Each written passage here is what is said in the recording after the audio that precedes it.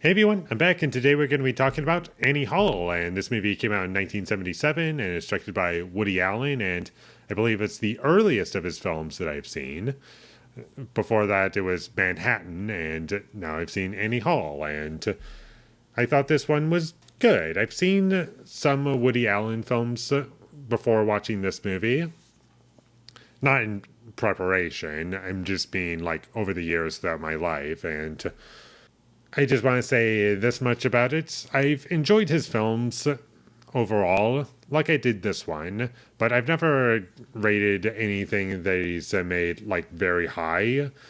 I always walked away thinking, yeah, that was good. I enjoyed that.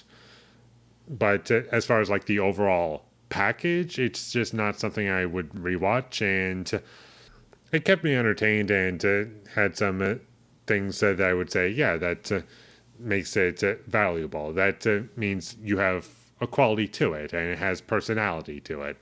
But overall, it just didn't really connect with me very well. And that's the same thing here, is that I enjoyed my time with this. It was only 90 minutes, and I thought the movie looked very nice. It was well shot, and the acting was really good throughout. And I will say that I did like the characters, and while I do enjoy Woody Allen's performance in this movie, I do have to admit that I am kind of getting tired of him playing essentially very similar characters whenever he is acting in his own movies. Like, I just feel as though I'm watching Woody Allen the entire time, and it's a bit distracting for me. And I kind of would have preferred him to take like a Quentin Tarantino approach, where he's not in the movie a lot. He's either just in a cameo or just a side supporting character who's not in the movie very much. I think that would have worked better for me, simply because I just feel as though I'm not looking at a new character at this point anymore. And I feel as though this might be just a me thing, but retrospectively, after seeing some of his movies, it just came across as distracting and just made it a little bit stale for me.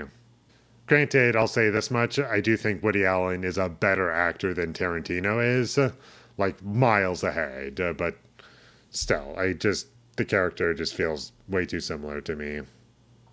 I did like some of the character dynamics. I felt as though that was another thing that kept me going through this movie at times, and I did like what we got from this story and what it explores. And I don't know how ahead of its time it was when this movie was made. I know a lot of people love it, but I personally didn't read into like any different reviews.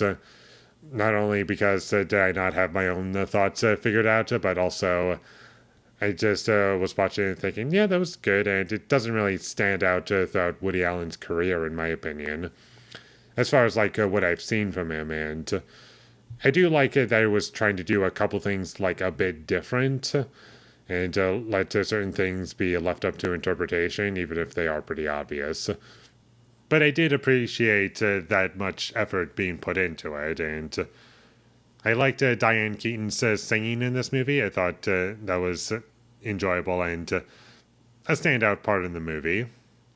This movie didn't really do much of anything to impress me that made me really love this film as a whole.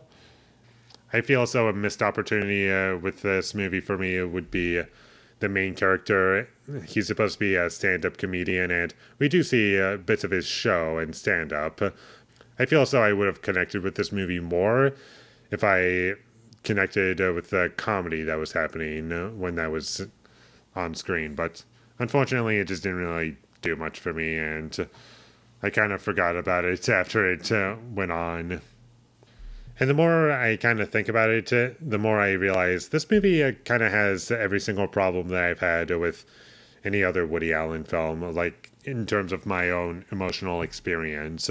Like, I can see where this movie's strengths are, but I also just feel as though I'm going through the motions of what could be any of his other films. So, like, I'm just feeling as though there's lots of empty space where things are not really happening. It does get a little repetitive for me at times. I'm not really connecting with the characters at points, and I just felt as though it was kind of hollow. So that's pretty much how I feel about Annie Hall. I still like it. It's just not one that really connected with me, unfortunately. And I know a lot of people love it, but I'm just one of the ones that didn't get that reaction out of it. I know Woody Allen is kind of a controversial person, but I myself am able to separate art from the artist. And even doing so, like just looking at his art and nothing else about the guy, it's like, yeah, that's good, but I just don't feel a huge connection. And that would be, I guess, my core issue with just about any of his films. So do check this movie out. I do think it's good, and I think you'll enjoy it if you see it. And with all that being said, I'm going to give Annie Hall a 6 out of 10.